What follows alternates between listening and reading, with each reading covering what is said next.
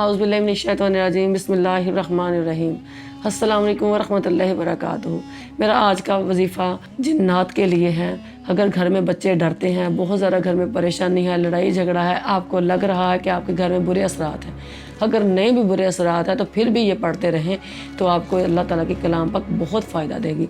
जिस चीज़ के लिए नबी पाक अलैहिस्सलाम फरमा देते हैं कि इस चीज़ में फ़ायदा है आपके लिए, तो इंशाअल्लाह उसमें बहुत ज़्यादा आपके लिए फ़ायदा है।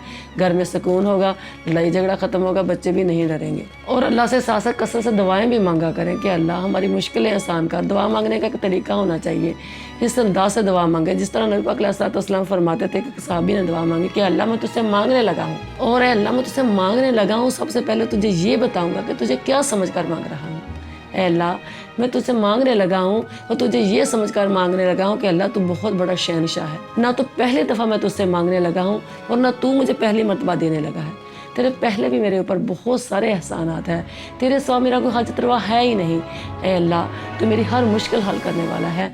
1000 साल भी नाफरमानी करके पलटे तो तू उसे माफ़ फरमा देता है। अल्लाह तू मुझे माफ़ फरमा, अल्लाह तो माफ़ फरमाने वाला, माफ़ फरमा कर हमारी तमाम मुश्किलें मुसीबतें ख़त्म कर दे। तेरे सिवा हमारा कोई हाजत रवा है ही नहीं। इस तरह अल्लाह से कसरत से रो रो कर दुआ मांगा करें, इंशाअल्लाह आपकी हर मुश्किल हल हो जाएगी। ये वजीफ़ा आप अगर फ़जर की नमाज के बाद चार कुल इतनी बरकत वाले अफजल हैं, अगर आप फ़जर की नमाज़ के बाद पढ़ लें तो एक तांबे की दीवार की तरह ये आप सारा दिन आपकी हिफाजत करेंगे।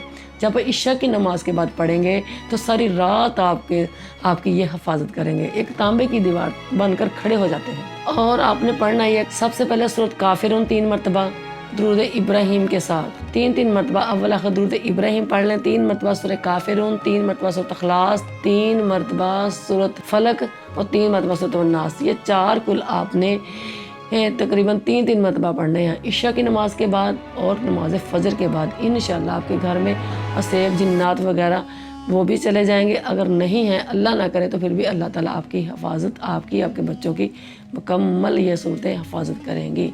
अल्लाह आपको दोनों जहाँ की नेमतों और रहमतों से नवाजे।